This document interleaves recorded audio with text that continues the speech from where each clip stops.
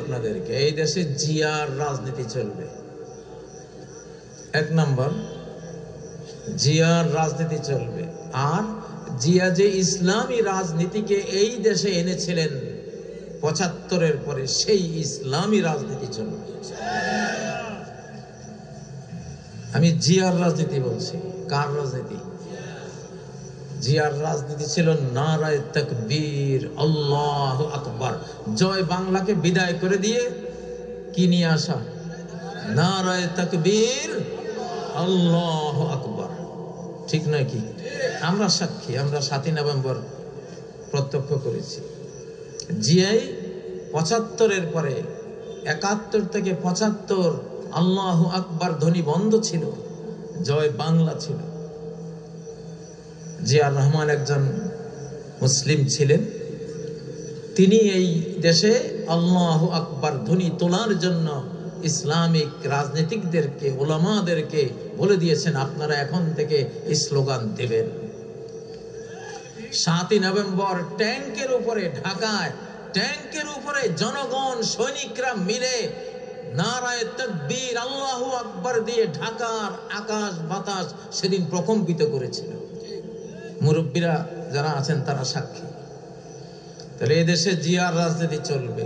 কোন রাজনীতি? তিনি যে ইসলামী রাজনীতিকে প্রমোট করেছিলেন, বৈধতা দিয়েছিলেন, অনুমোদন দিয়েছিলেন। জিয়ার রাজনীতি হলো এই দেশের উন্নয়নের রাজনীতি, এদেশের মানুষের পেট ভরাবার রাজনীতি এবং এই দেশের স্বাধীনতার রাজনীতি। উই রিভোল্ট বলে তিনি হানাদারদের বিরুদ্ধে বিদ্রোহ করেছিলেন। ঠিক নাকি? আমরা জিয়াকে সেই জন্য শুকরিয়া জানাই। আল্লাহ শুকরিয়ার পর তার দলের উচিত জিয়ার রাজনীতি করা। ঠিক নয় কি? আর যেটা চলবে এই দেশে ইসলামী রাজনীতি, জিয়ার দলেরও উচিত এই ৩টা পিলার রক্ষা করা। বাংলা ভাষী, বাংলা ভাষা প্রেমিক, বাংলাদেশ প্রেমিক। অন্য দেশ না ভাই, পার্শ্ববর্তী দেশে তো না, প্রশ্নই আসে না।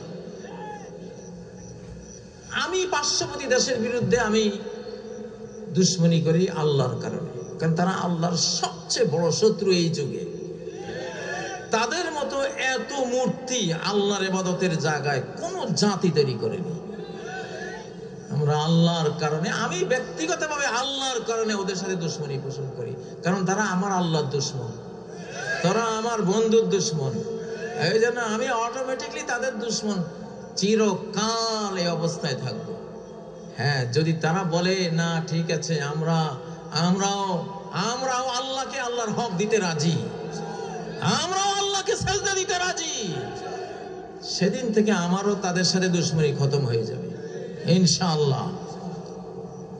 ও ভাইরা, আমরা ইউনাইটেড বাংলাদেশ চাই। কি চাই? ইউনাইটেড বাংলাদেশ চাই। অনেকে আমাদের মধ্যে যেইভাবে রাজনীতি করা শুরু করেছেন, তারা বুঝতেছেন না যে এর পরিণতি কি হবে। বাংলাদেশের অখণ্ডতা ধ্বংস হয়ে যাবে। বাংলাদেশকে ঐক্যবদ্ধ রাখতে হলে, আমাদের মা বোনদের ইজ্জত রক্ষা করতে হলে, আমাদের মসজিদ মাদ্রাসা রক্ষা করতে হলে, আমাদের জীবন রক্ষা করতে হলে, এখন ওই ৩টা থিম, ৩টা পিলার, ৩টা স্লোগান দিয়ে রাজনীতি বহাল রাখতে হবে। ঠিক না বে ঠিক? প্রিয় ভাইয়েরা, আমি আপনাদের কাছে আজকের এই মাহফিলে আবার বলছি, আবার রাষ্ট্রশক্তি দিয়ে আমাদেরকে জুলুম করার পায়তারা করা হচ্ছে। ওই রেজিম যেমন মামলা দিয়েছিল, নতুন করে কিন্তু আবার সেই ষড়যন্ত্র হচ্ছে, সুযোগ পাচ্ছে না এখন। এই জন্য স্লোগান দিলাম, আমাদের অতীত নির্যাতনের কারণে তোমাদের মাথা এই দেশ থেকে বহিষ্কৃত হয়েছে। আবার যদি রাষ্ট্রশক্তি দিয়ে জুলুম শুরু করো, এবার তোমাদের বডি বাংলাদেশ থেকে নিক্ষিপ্ত হবে দিক দিগন্তে। ঠিক নয় কি? কেউ থাকতে পারবে না ইনশাআল্লাহ। কোন রয়ের দালাল, অবশিষ্ট কোন ফ্যাসিবাদী, অবশিষ্ট কোন বাংলাদেশ বিদ্বেষী এবং ভারত প্রেমিক এই বাংলাদেশে আমরা আমাদের আল্লাহ থাকতে দেবেন না, আমরা জানি ইনশাআল্লাহ। সেই বলেই কথাটা বললাম। আজকে স্লোগানটা লিখে রাখবেন। কি স্লোগানটা দিয়েছিলাম? অবশিষ্ট রয়ের দালাল দৌড়ে পালা, পেশাব সামাল। ওই খেপেছে বাংলা মায়ের দামাল ছেলে, ক্রুদ্ধ টাল মাটাল উত্তাল উন্মাতাল। কি? ওই খেপেছে বাংলা মায়ের দামাল ছেলে। কি তারপরে কি? ক্রুদ্ধ টাল মাটাল উত্তাল উন্মাতাল। আমরা এখন যুদ্ধের মোড়ে পাগল হয়ে যাব। পাগল মানে ওই ম্যাড হাউজের পাগল না, বুদ্ধিমান পাগল। কি পাগল? বুদ্ধিমান পাগল হবে। জীবনটা হাতে নিয়ে নেব ইনশাআল্লাহ। আমাদেরকে নিয়ে নতুন করে কোনো ষড়যন্ত্র করিস না, যদি বাংলার জমিনে কেউ থাকতে চাস। ঠিক না বে ঠিক? প্রিয় ভাইয়েরা, আপনাদের কাছে কি বলবো?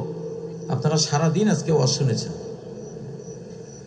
সারাদিন ওয়াজ শুনেছেন। আমি জানি সারাদিন ওয়াজ শুনতে শুনতে শ্রোতাদের ব্রেইনটা কি হয়ে যায়, স্পেস হারায়, এঙ্গেজ হয়ে যায়। তো সেজন্য আমি লম্বা ওয়াজ করব না আজকে।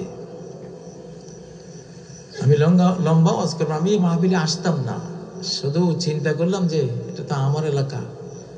কালকে অনেক দূরে একটা মাহফিল ছিল, যাইনি, সঙ্গত কারণে যাইনি। কারণ আমরা অতীতে মাহফিলে ঘুরেছি, আর নাস্তিক কুবুদ্ধিজীবীরা আমাদের ক্ষমতার প্রাণ কেন্দ্রগুলো দখল করে আমাদেরকে দেশ ছাড়া করেছে। ঠিক নয় কি? এই জন্য যেসব ওলামাদের সামর্থ্য আছে, জ্ঞান আছে, তারা ঢাকায় থাকবেন। আর আপনারা জনগণ তাদেরকে মাহফিলে টানবেন না। এবার তাদেরকে বলেন আপনারা ঢাকায় অবস্থান নেন। 20 জানুয়ারিতে নাকি কি হবে, বিশাল একটা ষড়যন্ত্র চলছে। যদি 20 জানুয়ারি কেন, 20